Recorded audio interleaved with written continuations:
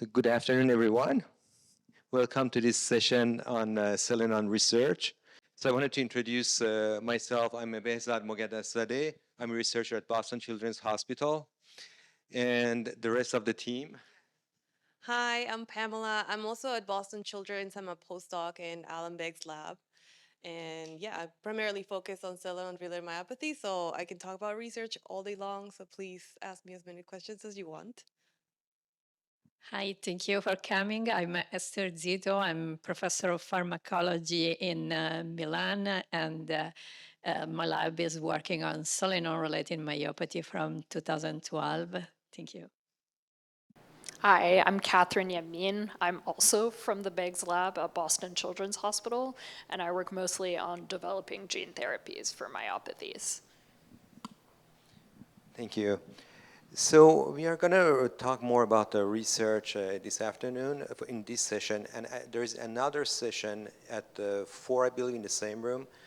It's going to be more talking about clinical aspects and disease management. So make sure you attend that one too.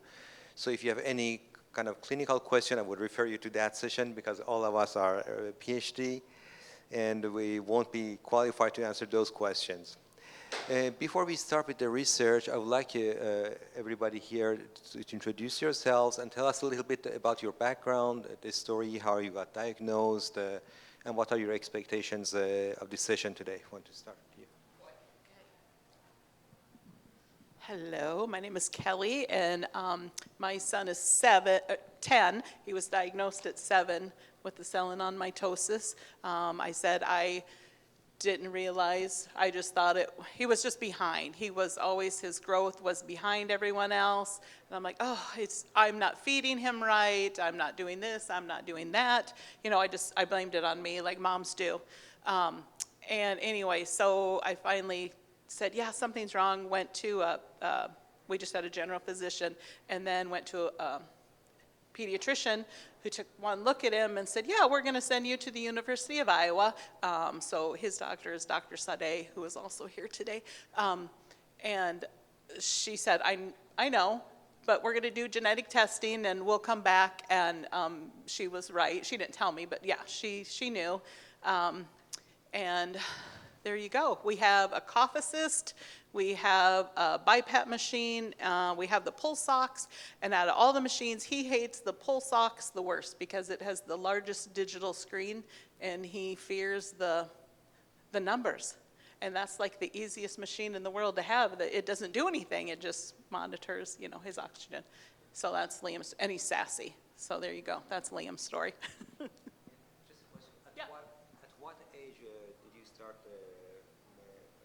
The BiPAP? Well, we tried it a year ago, and due to maturity, he hated it. He cried. It was worse to put it on than to not have it on. And then after so long, you have to have it on at least 4 hours, and then the insurance says, you can't have it anymore, we're not going to pay for it. So we had a lapse of about 8 months not having it, and then the pulmonologist at the university said, well, are you willing to try it again? Explained how helpful it could be to him with the breathing and getting good rest, how he'd have more energy, and I think it kind of sunk in, and he has done quite well with it now. So really at 10 is right now is, yeah, using the BiPAP machine. Yes, but we've had the cough assist since since he was 7, and then the pulse ox since then.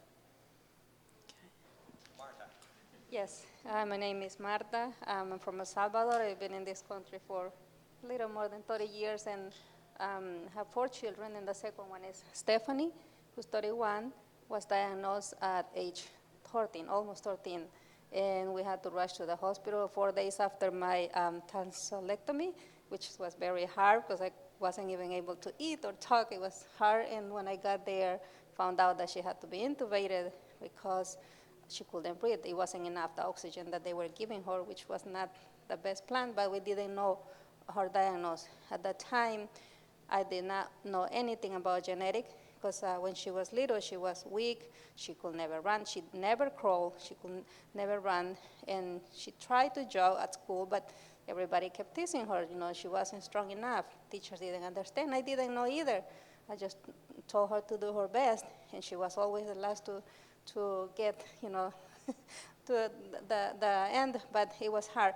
And when she was 13, that we rushed to the hospital, that's when she was intubated, and a week later they had to do a appendectomy because she developed over there at the hospital. A week later they did a spinal test, which was very hard, but then they had to do a muscle biopsy to find out exactly what was going on. After 3-4 weeks not knowing anything and her not getting better, they had to do the surgery, so they did the muscle biopsy, and right after that they did, 2 days before her birthday, they did tracheostomy, and just to help her and get her better and transfer her to a rehab in Charlottesville, Virginia, which was far away from my house. And then we just had to wait for the results. That was in 2006. 2007, she had a spinal fusion, the big surgery in her back at Children's in DC. And of course, it was just to get her get better and get better. But little did I know that my son, who's 20 now, at that time he was 1.5, my second one, he's the fourth one, he's healthy, but the second one, Daniel, also has muscular dystrophy, and I didn't know. Also, he never crawled. They both walk at 1 year and 1 month, but they never crawled. They were always quiet, nice, calm. But I just thought, oh, you know, maybe it's from the family. They are nice and quiet. And no, they were weak than most of us. And also, we didn't know anything. The doctors just kept giving us Pediasure and supplement, you know, vitamins, things like that. But we didn't know what was going on with them. So after her being diagnosed and seeing how hard it was for my son also to breathe, I kept checking his oxygen and telling the doctor, he has a shallow breathing, he stopped breathing at night, something is wrong, too many sinus infections, too many colds, you know, something is wrong, and still they didn't do anything until he was 6 when he finally had the surgery to remove the tonsils, adenoids, and place tubes on his ears because of all the drainage on his ears. Finally, he also was diagnosed, so she's on the ventilator. We also have the concentrator, pulse oximeter, what else? So many things. Well, a lot of machines to help her. And also with my son, we have the BiPAP, pulse oximeter, you know, nebulizer, oxygen tanks, and all these. And now we just got the chest vest. And ¿cuál es la otra que te dije? La máquina to help with the breathing. I forgot.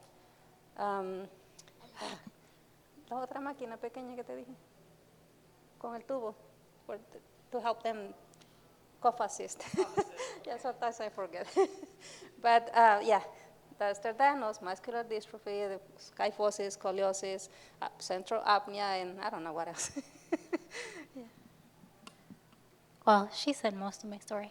But I am Stephanie, I have SELENON, and yeah, when I was 12 going on 13 is when I was diagnosed. I have trach, and I use a ventilator every night to sleep. And sometimes during the day when I'm fatigued or just tired, because yeah, when I lay down, it's really hard to breathe. I'm still ambulatory. I walk pretty well. Just a lot of fatigue now, some digestive issues, and some like chronic neck pain. They assume from the hooks from the spinal fusion that are up there. But yeah.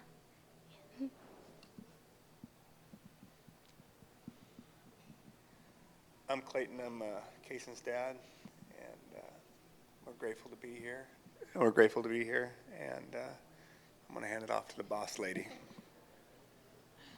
I'm Tara, Kayson's mom, and Kayson's 13, going to be 14 soon.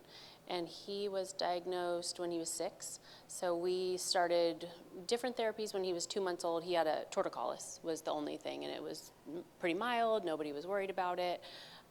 And then that started the progression of me and my gut feeling like, no, there's something. And I think we probably saw 12 specialists on the West Coast in California, and everyone's like, I don't know, variation of normal, looks good to me, there might be something, you know, we just couldn't find it. And then we got to when he was 5. I did one final call to the, what is it? It's like the Undiagnosed Disease Network, NIH, Boston. I did a call. I said, I don't want to bring him. He's already had 5 million evaluations. Is there anything else you guys can think of? So they said, send us all of his records, and they were the ones who kind of flagged, you probably need to see a neuromuscular neurologist. I'm like, I've seen 3 neurologists. Not one person has said you should probably see a neuromuscular neurologist. So anyway, that got us to Stanford, and then it took her a year of different kind of tests to figure out, like, this is a big picture, because he's mild, so this is a big picture, where do we kind of focus our efforts? And then within that year, she found the genetic mutation. So we're here, and he's developed on track for the most part, just a little. As soon as I would start to get worried, like, he's not crawling, he'd start to crawl. Wait, he's not doing that, okay, then he'd start to do that. So he really has met all of his milestones, and he does well in school and has a ton of strengths. So we're just here to keep the knowledge and keep trying to do the best we can. He does have access to a BiPAP and a cough assist, but that has been a real trial.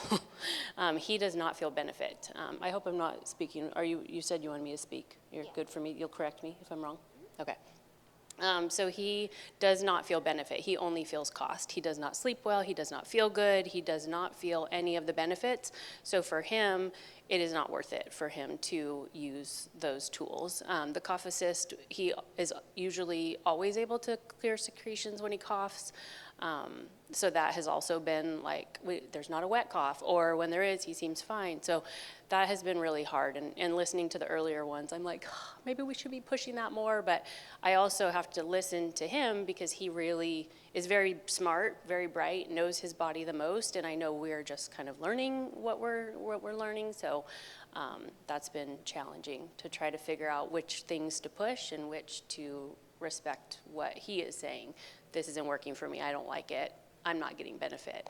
So, and if he wasn't as bright as he is, I would probably not have that. I'd probably feel like, no, we're gonna do this. But he always has very good arguments and like evidence to back it up, where I'm like, I can't argue with that, I don't know what to do. So anyway, I know, yes, we're constantly like, use your powers for good, you're so smart, you can do so much. So yeah.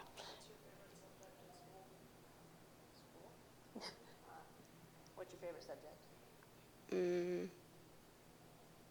You can be honest. Summer break. You can be honest. What do you think about school? I hate it. He's bored in school. Yeah. Yeah. All right, thank you all for sharing. So several points I noticed here. So first of all, the parents, it's very overwhelming. You're always wondering if you're doing the right thing, when the fact that you are here means that you are on the right track. And to Stephanie, just to want to say, she was the first one showing up here, so she wasn't behind. Another point I noticed also, we also often see between siblings that have SELENON disease, a difference in severity. So the same siblings, same mutations, but one of them could be more severe than the other. So that happens a lot in what we see. And in terms of disease progression, what we have been seeing is after the age of 10, usually the scoliosis and respiratory issue become more severe and need attention. But again, even there, we see some variations, but that's something to keep an eye on. The good thing that we have been seeing with most patients is that they stay ambulant practically their entire life. So this is very unusual for a myopathy. So for example, if we compare this to Duchenne muscular dystrophy, when they need respiratory assistance, it's by that time they're already on a wheelchair. But the hallmark of SELENON myopathy is that they are mostly fine and stable, but you need to take care of respiratory issues. But again, you need to listen to the patients, to their needs and their comfort also. So we have some got some question from another patient who could not come here. And Rachel Alvarez also prepared a list of questions we can try to work on. Before we go on that, is there any particular questions you have here about the research?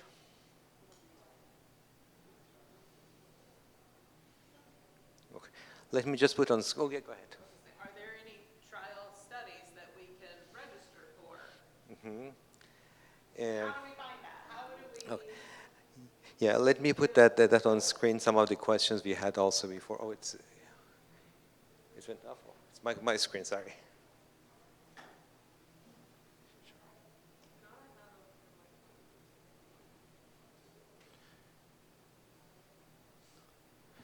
So just a list of questions that one of the patients who could not be here sent me.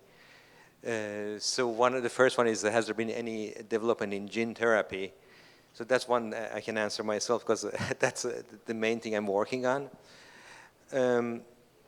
So I started developing the gene therapy for SELENON about 4 or 5 years ago. As everything else in research, it's complicated because we are using a virus called adeno-associated virus, or AAV, and it has a limited cargo size, so how much DNA we can put in there is very limited. And for SELENON, it was a little complicated to fit everything in there, but after some hard work, we could fit everything in there. We could try it on mice, and we can get the SELENON expressed in the knockout mouse that we developed, so they don't have any SELENON. And through this virus, we can express SELENON in the muscle of those mice. So then the second problem we have had is the lack of phenotype in this mouse model, because unlike a human patients, the mouse model without SELENON is doing pretty well. So it's hard to cure a mouse that's not sick. So we had really to try hard to make it sick.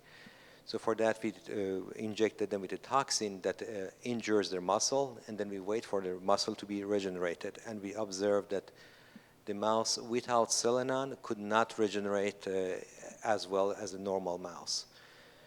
So then we treated those mice with gene therapy, and what we observed is we don't see that much of a benefit. So this is really research from last few months. And we believe that the reason might be that the virus we are using is not getting to those stem cells in the muscle that are important for renewing the muscle after injury. So we are right now, actually, we have experiments going on trying a new type of virus that is more efficient at targeting those specific muscle cells. So that's where we are. So no clinical trial with the gene therapy, but this is just only part of the research we do. And let me show you another slide here.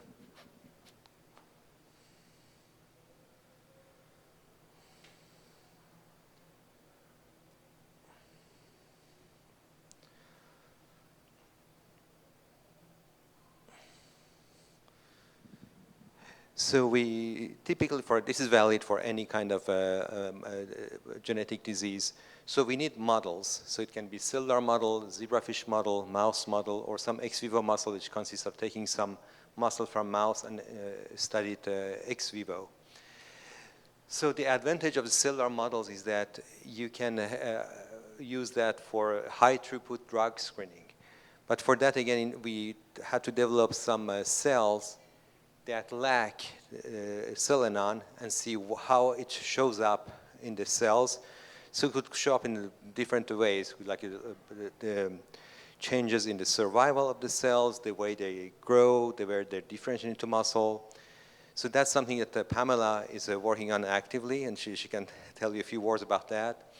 So once we have a good phenotype with the cells, we can use that in drug screening and potentially screen tens of thousands of drugs to try to rescue the phenotype we saw in cells. Another model we are using also in our lab is the zebrafish model, and that's also something Pamela works on. So we have developed a model of zebrafish that lacks SELENON.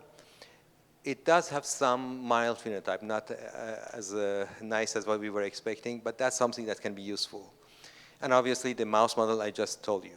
So basically any candidate drug that we find in the drug screening with the cells, that can also be tried and improved in the animal models. And Ester Zito has been a real hero in the field because she discovered some of the molecular mechanism where the SELENON gene is active, and that kind of guide us into ways to treat and understand better the mechanism of action of this disease. So let me get back to the questions.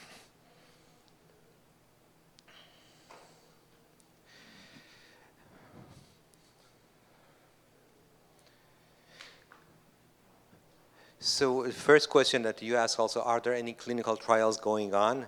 So as far as I know, there is none. At some point in France, there was a clinical trial using N-acetylcysteine, which is an antioxidant. Due to funding, they had to cut it short, but they did not see a major improvement.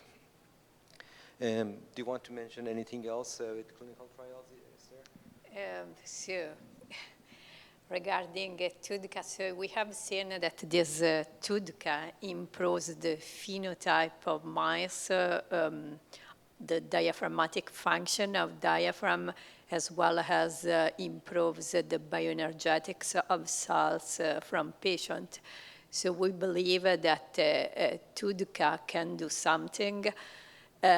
We are trying to apply for a clinical trial. This is only for adult because for adult we can do a phase 2 clinical trial because TUDCA is already FDA approved for cholestatic disease for adult population. So we can use already for a phase 2 on adult, but we cannot use on pediatric population because at the moment there are no any FDA approval for TUDCA for pediatric population. This means that if in future we see that TUDCA can work on adult population, we have to move to a phase 1 clinical trial in the pediatric population. Regarding what I think on TUDCA, I believe that in mice there is a clear reason to think that works, but in mice we administer TUDCA by intraperitoneal, so intraperitoneal. Instead, in the human, we have to give orally by us. And the problem of this kind of drug is there is a first passage metabolism. This means that when you give orally to people, by the liver is modified and the metabolites are not active. So there is a reason to think that orally is not so active as is by IP. And we are trying to do in the mice a back-to-back study orally and by IP to see when we administer orally how much we lose of this TUDCA. And if no matter what we lose something, is still active and can do something. This will give us the proof of concept to proceed with oral administration of TUDCA. I believe, honestly, that in the field that it lacks, but is pretty normal, as is a rare disease, is that we have to rely on different preclinical model. I mean, we need the cell of patients, so we need muscle biopsies, as well as we need plasma of patient, because I believe that are more reliable models that our mouse or zebrafish, because first of all, there are different kind of mutation and with different phenotype. Also something that I was really curious to understand, how is possible that two siblings with same mutation have different phenotype. So we believe that there is some genetic modifier that works differently, or is the environment that can do something and impact different on the phenotype. This is something that I believe we have to reason on. So that's it, and we are also trying to understand if we can study the molecular basis of the disease to find other kind of treatment, if 2 DCA is not enough for patient, and we are moving on this part. We have seen that CPN1 can be involved, might be involved in cholesterol pathway. This can be useful for us because it also suggests other kind of therapy, and in future we hope to apply it to test this therapy. Sure. Kind of a naive question, but why can't you deliver TUDCA by IP in humans? How often do you need to do that if you wanted to? So in patients, we do know. So in animals, we give, if I'm not wrong, 0.5 milligram per kilo. In patients, when you give TUDCA, you have to give, if I'm not wrong, 4 grams a day. This means 8 pills a day, so it's a lot. But I expect that if you can deliver by IP, is much less. So, but there is, to my knowledge, no treatment that you can deliver by IP every day or twice a day by IP. So it's not possible. So, but yeah, in mice, we do every day, yeah. So there is no issue in mice, but in people, yeah, even we can. Sure.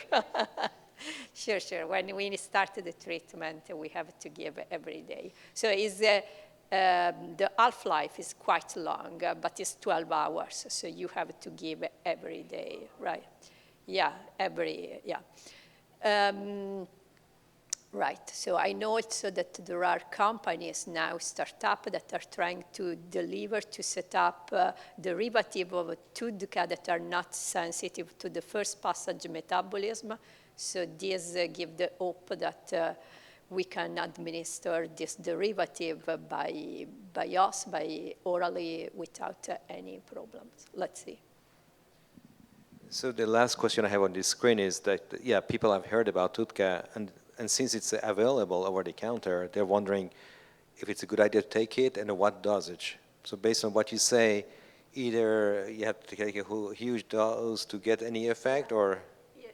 Okay, so there are many patients that wrote me this. I don't know these supplements that are sold by Amazon, what contains except TUDCA. So this is, when we give to people, as I said, we give 2 grams for twice a day after meal, so are 4 grams a day.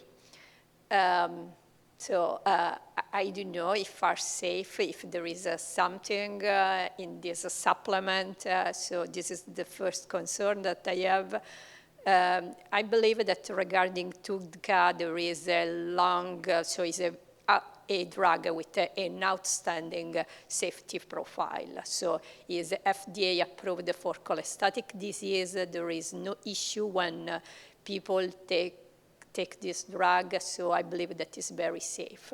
That I don't know is when you buy on Amazon if there is something else inside. Yeah. Also, I don't know if you guys know about Dr. Leslie Hayes at Boston Children's. She's a physician, neurologist, and she's also been gathering data from patients that have taken TUDCA, just off of, I don't know if Amazon or other sources, and trying to analyze that data to see if there's actual improvement. But it is very difficult to analyze that kind of data because it depends where you get these medications from, like whether they're there's like a second laboratory that can confirm what those pills have, like what they actually have. So it's very difficult to generate a lot of conclusions from them. But we are looking into that, and she particularly is looking into that kind of data. So hopefully she will be in the next session for SELENON if you have. She won't be in the next session for SELENON, so. So the rationale to use TUDCA is that TUDCA is considered a pioneer stress inhibitor. So we have seen that the pathogenesis. In the pathogenesis of SELENON, CPN1-related myopathy, there is a stress of this organelle that is called endoplasmic reticulum. And we have seen that if we attenuate this stress, we have an improvement of the phenotype. But I have to tell you that when we have analyzed cells from patient or from muscle biopsies, not in all muscle biopsies we found ER stress. This means that it's possible that TUDCA works only on some patients and not with all the patients, and this depends on the kind of genetic mutation, genetic makeup that they have. Pamela, do you want to mention something about your zebrafish and TUDCA you tested? Yeah, Dr. Zito and I were just talking about this. I did do an experiment because I work with zebrafish as one of the models that I work with, and I found this way of measuring muscle contractions in the embryo. And that was very important because embryos from the fish are very, very tiny. So I could do an experiment with a large number of embryos. So that is one of the big advantages of studying fish versus mice, because with mice, it takes a very long time for us to study like 5 or 10 mice, because they live for a lot longer in their mammals. But with the fish, I can get hundreds of fish, eggs, little eggs, in one day.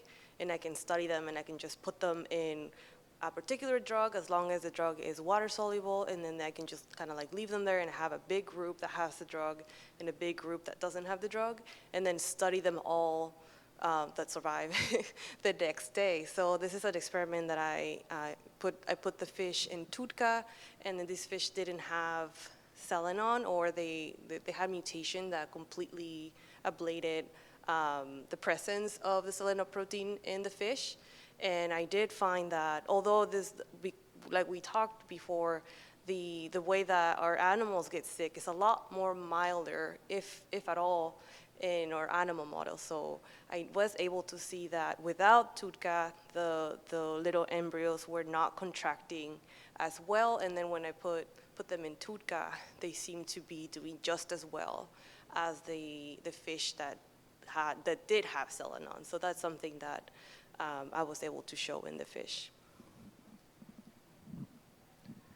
So just to put things in perspective, so it was, I think, in 2015 that Esther first showed the role of SELENON in the ER and the CERCA and all those things. So it has been 10 years to get to this point.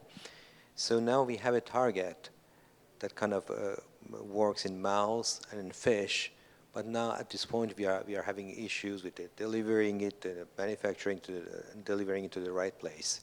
And that's where like other studies, such as the large high throughput drug screening in cells, that can come into play.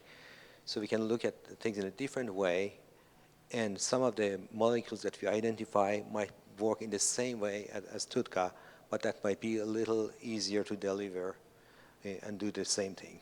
So all these things are connected, and every new step is just like building on what has been done over the last 10, 20 years. So things are moving in the right direction. Pamela, do you want to mention something about the cell painting? I don't know if you guys are going to be here for the scientific portion, but I brought a poster where I'm showing like one of the projects that I'm working on, which is, I told you a little bit about the fish, but right now I'm focused on the cells, which actually you guys got to see when you went to the lab last week.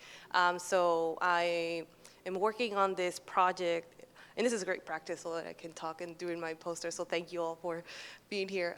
So what I do is it's called cell painting. So I get cells from the mice that we have that are a model for SELENON, so they don't have the gene for SELENON. We have purposely we broke it, so it's not longer functional.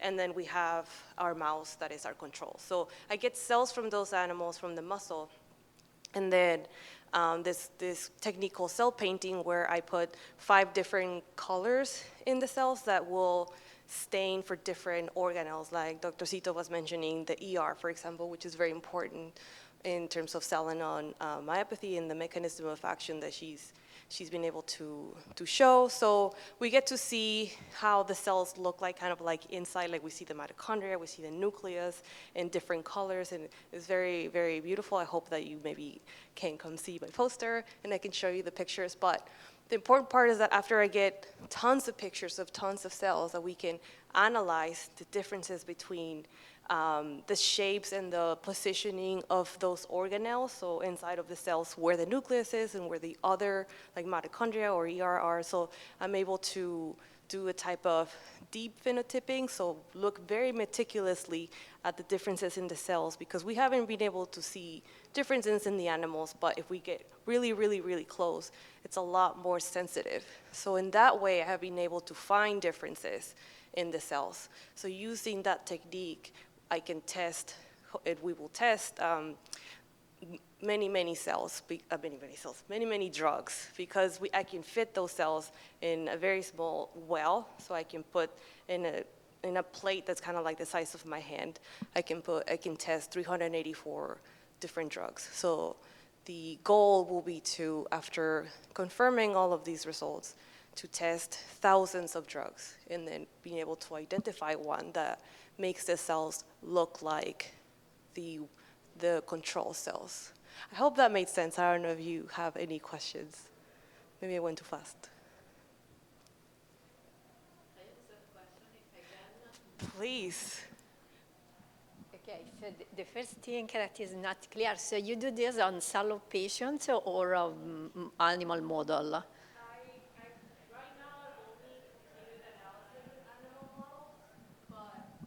Right now, I've only completed some data with animal models, but I just received some human cells from France that I got from the Biology Institute? No, the Biobank, I don't remember. What is it? The Myoline, right? Myolines? From France, from the Sorbonne. Okay. So they generated human lines from a SEPN patient.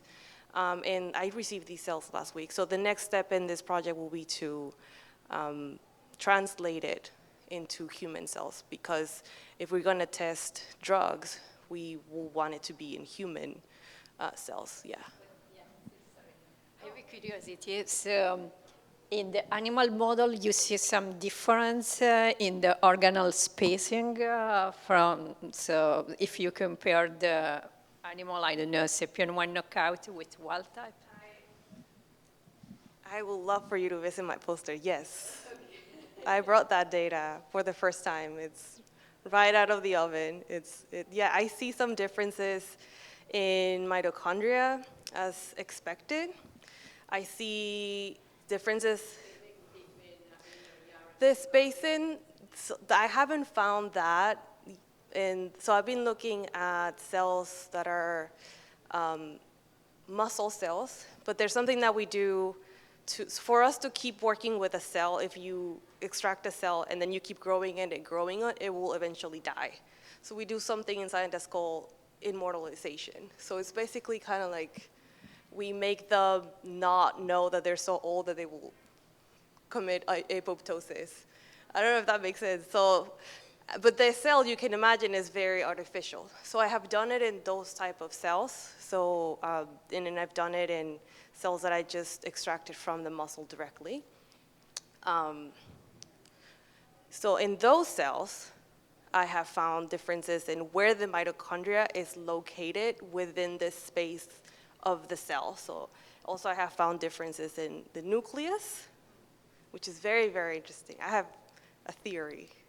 I'd love to talk to you about it. And also something that keeps coming up is the shape of the mitochondria, with this term that they call tubeness. So how tubey the mitochondria are. And I don't know if you see drawings of the mitochondria, it looks like a bean, but it really looks like tubes in person. What's in person? No, like how it's not that high of a resolution that you can see the crystate. You don't see you see how like they're like tubes, like pipes. I don't know if you remember seeing, like, they look like little dots, but some of them apparently, they're longer tubes, or they're more like in the shape of a tube or in the shape of a bead.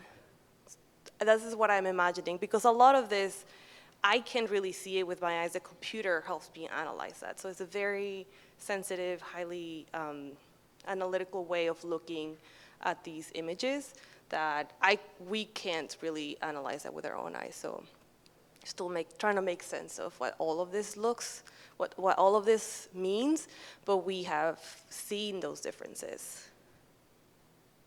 Yeah. I just want to emphasize what Pamela says. So this technique of cell painting looks at like thousands and thousands of cells to come to a conclusion.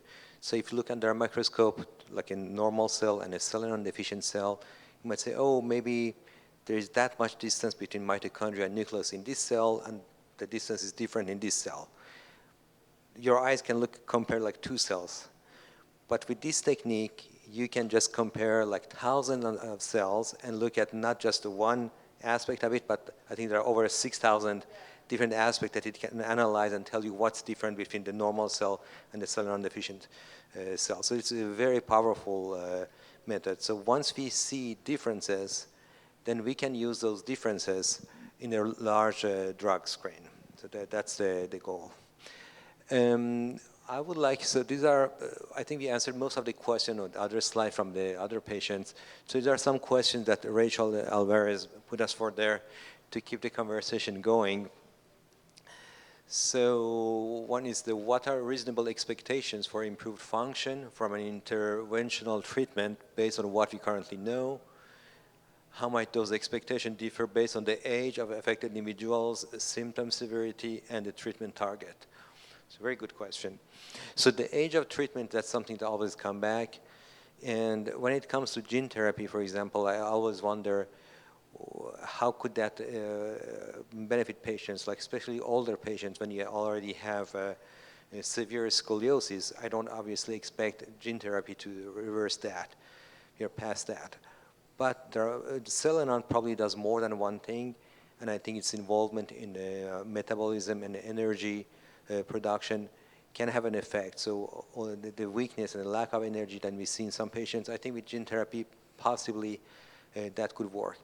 And the other thing also is probably we'll have like a combinational therapy, not just targeting one thing.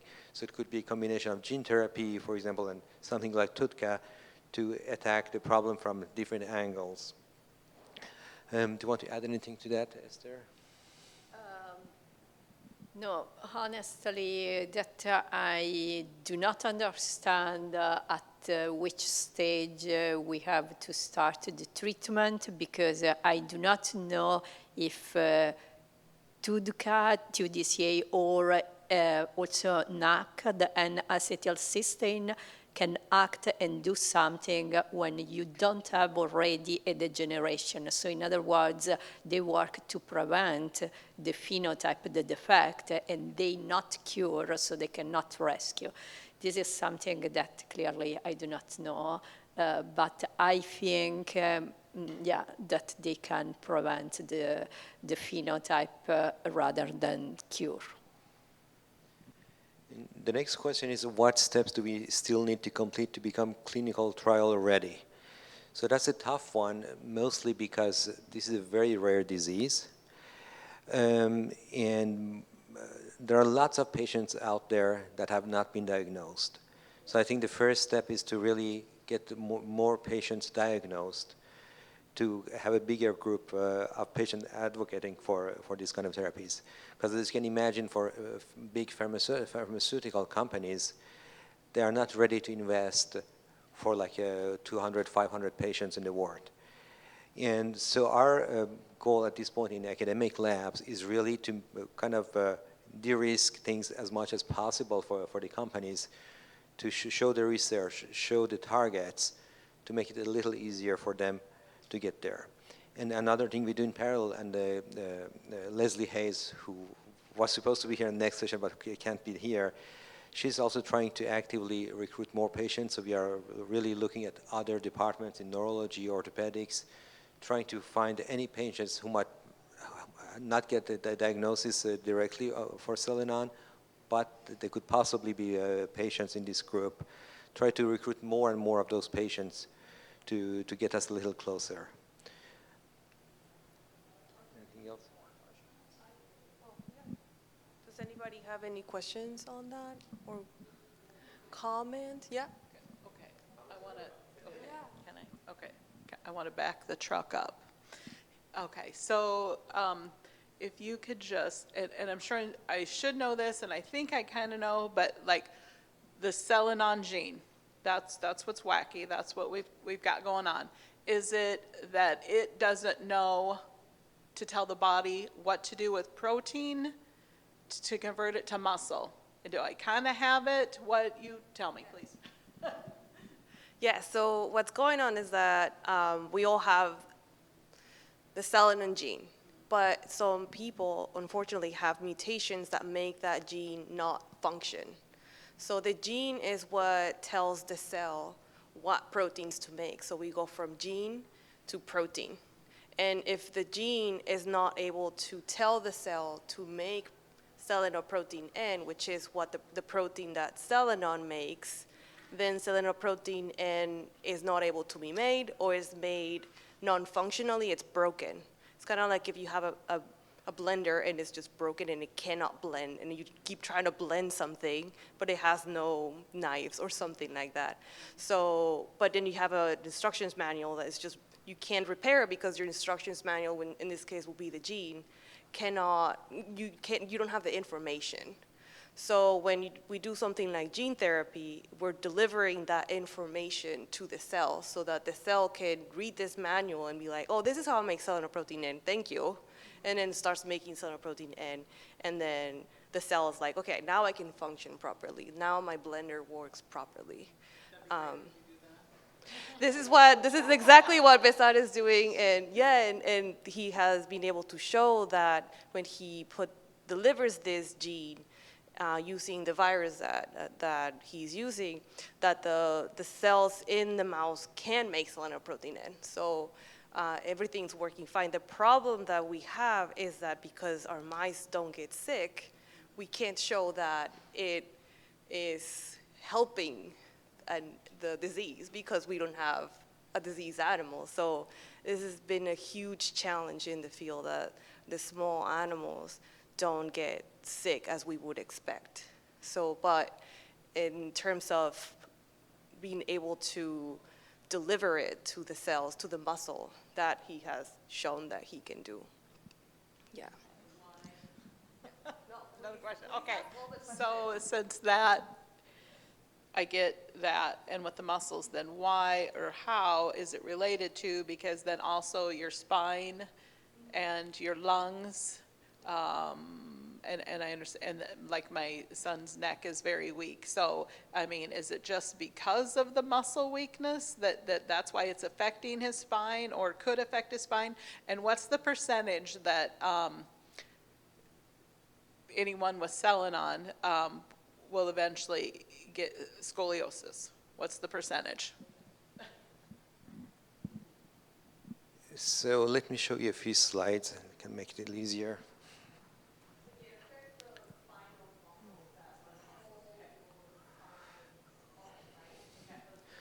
So on this graph, on the left one, this graph shows the proportion of patients without scoliosis at different ages. So when they are born, 100% of them, like, they all are fine, no scoliosis. And by the time they reach 15, 3/4 of them have scoliosis. And this is also for respiratory function. So this shows the number of patients, the proportion of patients that require nocturnal ventilation. And the same thing, before they are 20, like 3/4 of them do require ventilation. And the good news again is up here that shows the percentage of patients that are ambulant, and most of them are ambulant throughout their lives. Yeah, exactly. That data might be just because we don't have the full population. So knowing that there's different variations, one would stand to think that there's a large population that's potentially undiagnosed that are functioning just fine. So that could skew that data and be like, oh, actually only 50% have scoliosis, but we just didn't know about the other 50% that were functioning really well. So there's just so much unknown. It's hard. So this was based, I think, on about 40 patients from the different countries. And as you said, there are many more patients out there we don't know about. But even if it's your case doesn't belong here, fit in this, at least gives you an idea what to keep an eye on. I think that's the point. And yeah. Can you address the respiratory? One of the questions was, why would this affect your respiration? That's a tough one. So in the mouse model, we did see a primary defect in the lungs, like they were enlarged alveoli. We thought, okay, maybe that's what explains the problem in patients. But I've been discussing this a lot with my colleagues in France who saw many patients and had CT scans and MRI of the lungs of the patients, and she confidently told me the SELENON patients don't have that. So at this point, we believe the primary issue with the respiration is the diaphragm weakness, and possibly also intercostal muscle, all the muscles involved in the respiration. Yeah, if I can comment on this. So also in the mice, in last period, we underwent our mice to this whole-body plethysmography. That is an instrument that measures respiratory function, expiration, and that is clinical called forced vital capacity. That is something that SELENON patients, so they have to do. And it's clear that in the mice, even in the mice, some of this respiratory capacity, the forced vital capacity is impaired. So I'm pretty sure that the primary problem is at the level of diaphragm. Diaphragm is a muscle, and the diaphragm is very important during the night when you don't have the capacity of accessory muscle to breathe. So for this is important that people have BiPAP during night. So I'm quite sure that the problem is the diaphragm, right? I don't know very well why, because diaphragm is an oxidative muscle. So your muscle, they have different metabolism. Some are glycolytic muscles, so they rely on glycolysis to survive. Some other rely on oxidative phosphorylation. That is a reaction, is a chemical reaction in the mitochondria. So oxidative muscle rely on oxidative phosphorylation. And diaphragm, I don't know what is special with diaphragm, because in our body we have other oxidative muscle, but looks to me that are quite spared from the disease. From example, soleus muscle, that is a leg muscle, is oxidative, but is spared from the disease. So there is something that we do not understand very well. Why diaphragm is so affected is something that we are studying and we try to understand. But this is just to say, keep an eye on the respiratory function and be sure that, that is under control.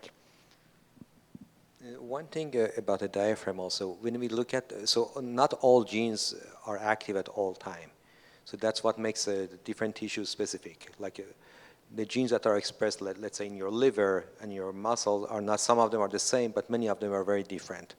SELENON expression is also very interesting. When we have looked at it, SELENON is very actively expressed during development, before birth, and shortly after birth, and then its expression goes down. And it's reactivated again during a period of a muscle regeneration. And when we look at all the adult muscles, the expression of SELENON in various muscles, let's say the leg and the hand and the diaphragm has the highest expression of SELENON. So it tells us that it's doing something there. I really liked your analogy about the blender and kind of wanted to continue that. So as we said, Behzad is trying to work on getting the instructions for the blender. We're going to deliver the instructions. Some of the like drug treatment, I think, is to try to like, okay, we don't have a functional blender. What can we use in the kitchen to bypass that? What can we use a knife? Can we like, what other things can we try to get to the same result? And overall, I would say with the gene therapy, we're able to deliver it, we're able to express the gene, we can give the instructions, but we just can't measure, is this actually helping the blender blend? Because in the case of the mice, our blender is perfectly fine. Well, not quite, but like it's not visibly broken. And so that's also one of the reasons why Pamela has to look at these like really fine details to try to find what's wrong with the cells, because it's not immediately obvious. And in terms of therapy, what we try to do, like what we call gene therapy, I'm not trying to fix what's broken. I'm just trying to bring a new copy of a normal gene. So what's broken, it doesn't matter. It's not doing its job. Just bring a new, fresh copy of SELENON. Yeah. Any other questions? This might be, it might be really simply answered, or like we have no idea. But if the gene is not producing the protein, why wouldn't we just be able to inject the protein? Like bring it from outside somewhere and give it to them? I don't know. Yeah, let me show you a few slides here quickly.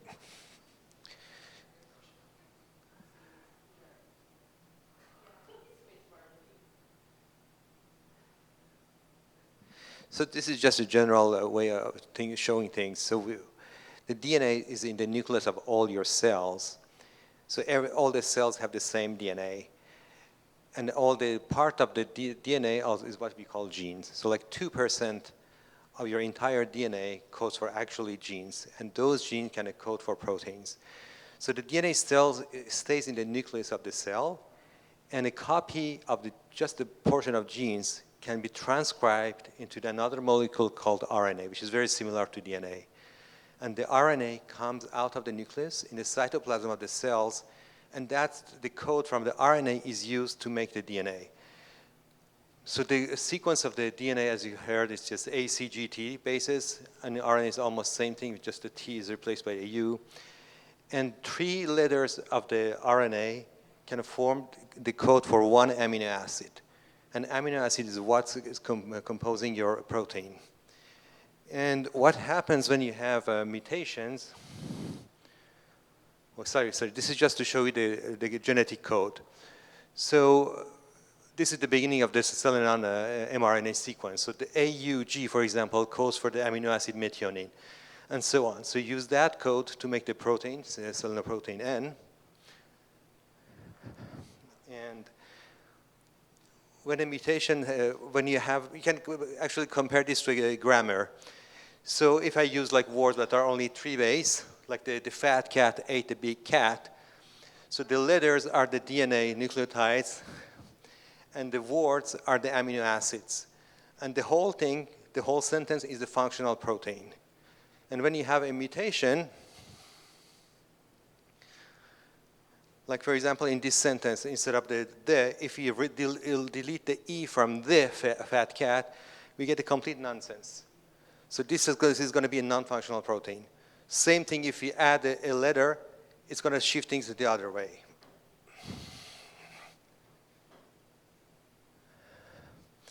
And sometimes we can have like one whole word missing, and the sentence kind of still makes sense. It might not function the same way, but it still makes sense. So that's the same thing with proteins. Sometimes you have a big portion of it missing, but the rest of it is intact, and it still does its job.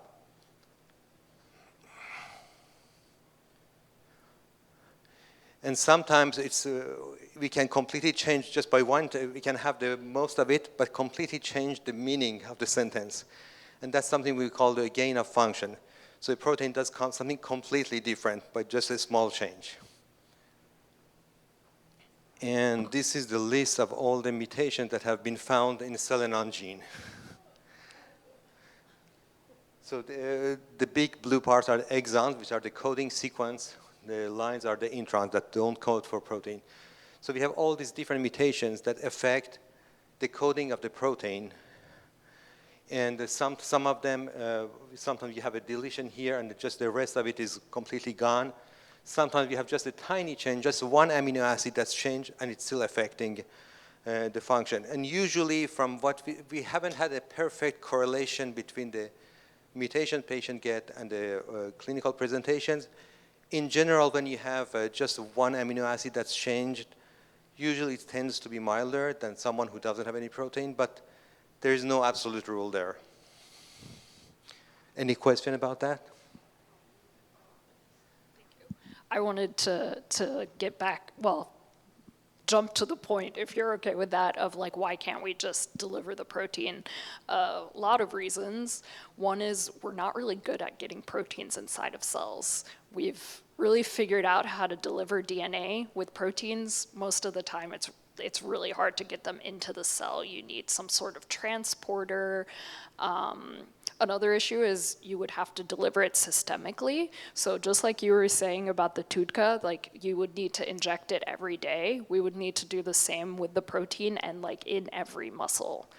Turns out we're actually pretty good at that with genes, with the virus. But yeah, with proteins, it's just really hard. And then we can make the protein, but it's hard to make a lot of it. It would be really expensive. It would be hard to transport. You probably have to freeze it. And just overall, really not very effective or efficient. To piggyback on that, on the blender analogy, delivery is the issue. Imagine like the cell is like a house is the cell, and your blender is broken, and you have a blender that's not broken, and you just throw it at the house. It won't. Yeah, that will be. Yeah, exactly. So I love your question, and this does work with other diseases like Pompe disease because the protein is needed outside of the cell. So it's not at all a bad question. And this is something that we ask ourselves before, like, can this be done through just delivering the protein? Is the protein small enough? So the reason why we can deliver DNA is because the virus can knock on the door, get in, and the piece of DNA is very, very small, but it will not be able to fit a protein that's much, much bigger. Another thing, actually, in a different project about tubular myopathy, we collaborated with a company that tried to deliver the protein to the mouse. It's kind of worked, but it was complicated and really hard to manufacture. And in the case of selenoprotein N, because it is a selenoprotein, it's going to be much harder to synthesize it the way it should be. So I'm not going to go into detail of that, but it will be more complicated. So Rachel told me that we have a hard stop at 3:30, so we have like 15 more minutes. So we can try to finish this, and then any other question that's possibly left.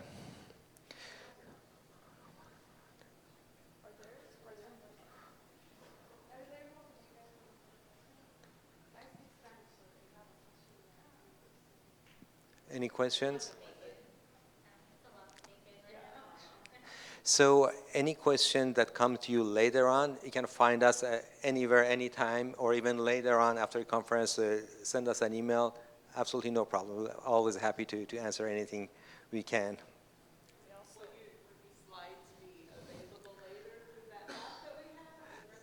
This, not really. These are like random slides I made, but yeah. Sure, sure. Super quickly add.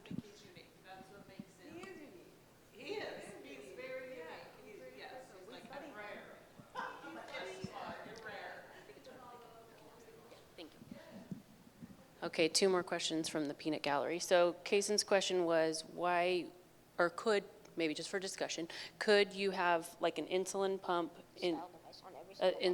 cell device on every single muscle group to deliver like continuous? Mm-hmm. Is that what you're thinking? You don't have to inject it. So you don't have to inject it. Well, Why insulin? because they have pumps, they can pump it in, but I'm saying instead of insulin, we use that protein inside of the pump. Yeah, this is very, very clever, unbelievable clever. You're right, insulin is a normal and is a protein and is delivered by pump.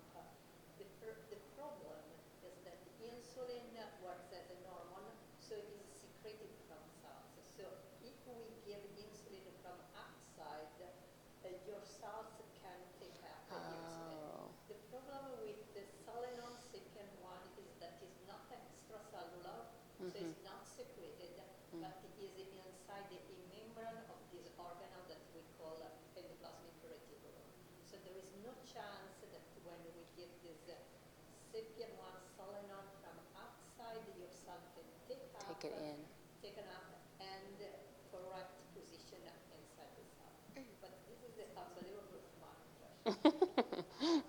And then your question was, why aren't you able, and how can we make it more available to use actual muscle biopsies instead of, I know it's you have to go to sleep for it and it's a really big deal, but I'm sure that there would be a lot of people willing to do it if it were.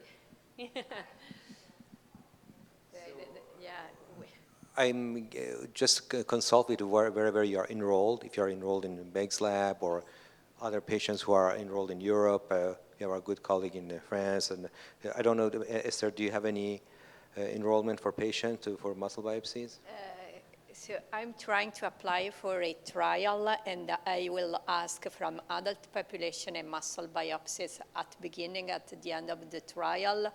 The point is that doctor told me that for pediatric population, muscle biopsies is done under anesthesia, so general anesthesia. So there is some concern. So it will be not so easy when, we'll try to enroll pediatric population. But I believe that from the point where we are is very important to have some muscle biopsy, because also from a point of view of biomarker, to understand if something works, you want to see that the biomarker change, and our biomarker are only in the muscle now, so it's important to have muscle biopsy. Doctor told me that now with the next generation sequencing, the diagnosis clearly is done on DNA. So they try to not do muscle biopsies because it's something that is invasive from patient. But I think that for us that we do research, it's important to have a muscle biopsy. So were you saying you have to have a pre and post? Because right now we have studied many biomarkers inside the muscle. So we know if something, the drug does something, how they move. But so we need the muscle before the treatment to see if these biomarkers are elevated, and after the treatment to see if the drug is doing something, these have to go down. And so far, we are at this point. So in the future, we hope to have blood biomarker. So you try just to study the blood and what's going on in the blood if the biomarker move. But right now, we do not have a blood biomarker. One of you had a muscle biopsy? No, you did not. No. Okay. They were going to do one on Liam, and then they decided not to. So I didn't know how invasive it was. I just wanted real world who's done it, like, because if they had to, how invasive is it? What are we talking? Yeah, it's. From what I know, there's muscle biopsies that could be like needle biopsies. There's like a thick needle that you don't have to be put under anesthesia. But the biopsies that we have at the Beg's lab, the biobank, so we do not ask patients to provide biopsies because it's just for research, because it's unethical. But when they have a surgery, like a spinal surgery, we can get a biopsy from, like, if they're already going under anesthesia for other reasons, then we have gotten biopsies, and that he's kept for a long time. And for example, now that I joined his lab after, now that the technology is moving forward, then I've been able to take a little piece of some of those biopsies and further study them and sequence them. And I have some data that has come out of that and new projects that have come out of that. So even if right now we can't tell you, like, this is exactly what we're gonna do with these biopsies, and this could be the key for later. So it's very important to stay in contact with your research laboratories or whoever you were in contact with, but we wouldn't just ask you to provide a biopsy in be put under just for that purpose. It's not something, the ethic is that it's invasive and it's risky, like putting somebody under anesthesia comes with risks. So it's not something that, unless it's necessary for the patient, that should be provided for research only.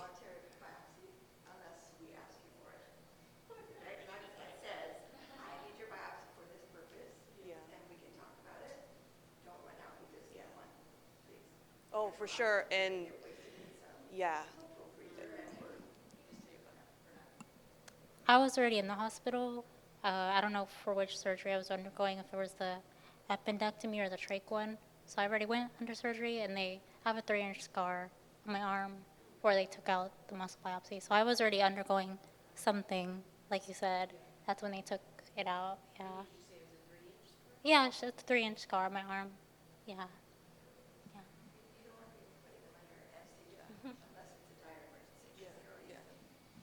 Unless, yeah.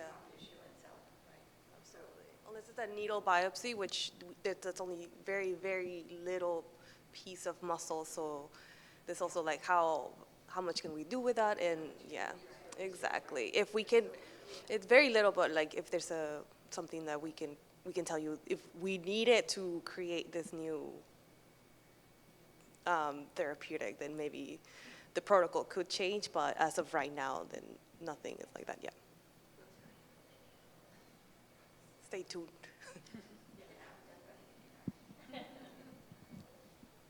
As Pamela said, in most cases, SELENON patients we had biopsies from, this was happening during a spinal surgery, scoliosis surgery. That's the most common case. Any other questions or comments? So what do we have left? She wants to do it in Spanish, yeah.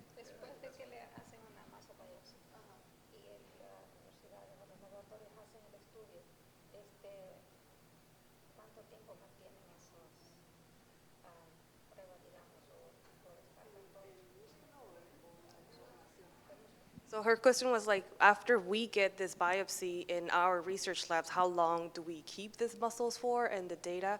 We keep the muscles for as long as we are in charge of alive, pretty much. I think Alan began his biobank in what year? In the 90s. Yeah, for human samples, they're precious. We do not Para siempre.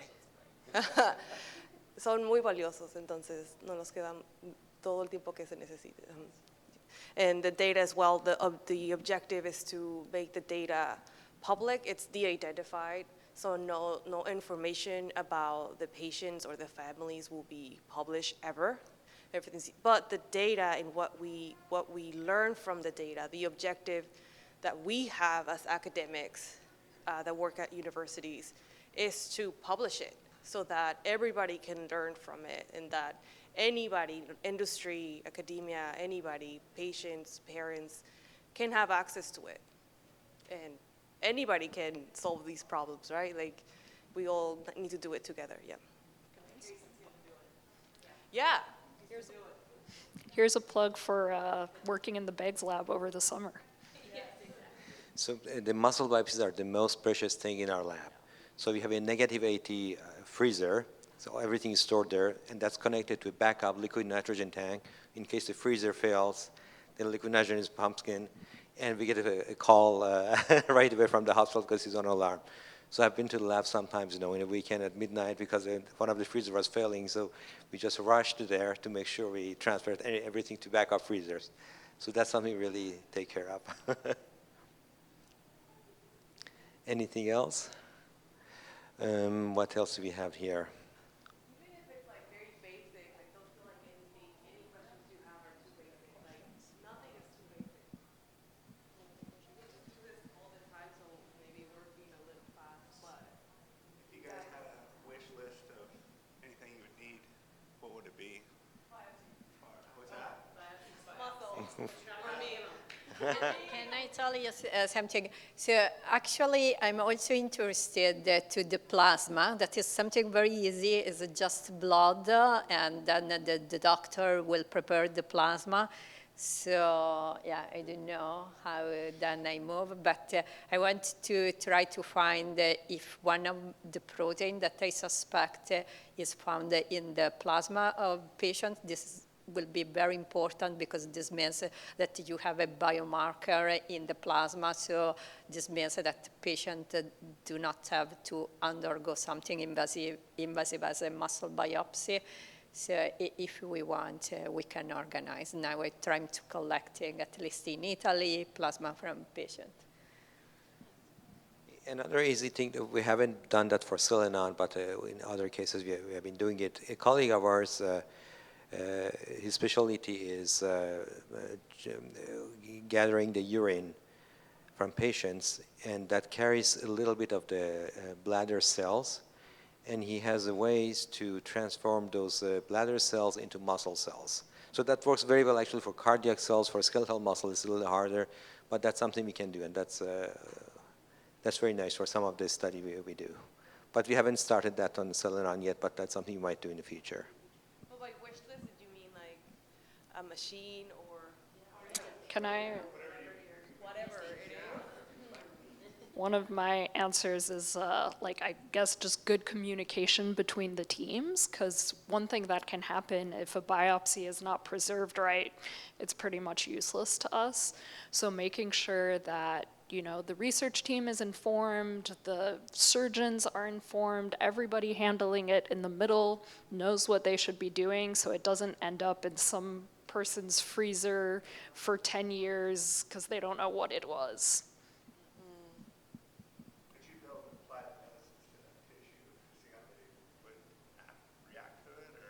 Versus the mouse model. The muscle biopsy, would you be able to apply, like when you're doing the drug screening, could you apply it to the human muscle biopsy versus the mouse model? It wouldn't be the first thing we would do because we like to have tons of, 384 wells, try a bunch of different things on like really large scale, and then we would probably validate with human muscle, human cells. Yeah, that will be in the case if we get fresh muscle, then we can get cells from the, and perhaps validate it in that way, but, Yeah, but I think she's asking like specifically muscle, right? So in terms of for the drugs in muscle that is already frozen, we can learn a lot from those muscle biopsies, and it's mainly like if we see a change in the cells and using those drugs, and then we looked at the data from the biopsies, it's a lot of data that we have, that those two things could complement each other. So having just the human data already in like a big Excel sheet, and then just going back to it and be like, okay, we found this difference in the cells, and we were able to fix it with this drug. Does that make sense if we look back at the human data? So that's one way that we have been setting up this research in discovering drugs for SELENON. What's your wish list? My wish list, that's a good question. We're very fortunate that at Children's, we have the whole Harvard ecosystem, so we have access to the latest technology, and the experts is just fantastic. Just talking to, just having a conversation with somebody at the Broad Institute is how I learned about cell painting. And she was like, I invented cell painting. And I was like, I don't know what that is. And then I saw her talk, and I was like, this could be really good for us for SELENON research, because we don't have a good model that gets sick, so maybe something more meticulous will be great. So being in Boston has been, I think, the top of my wish list that I already have, if that makes sense, yes.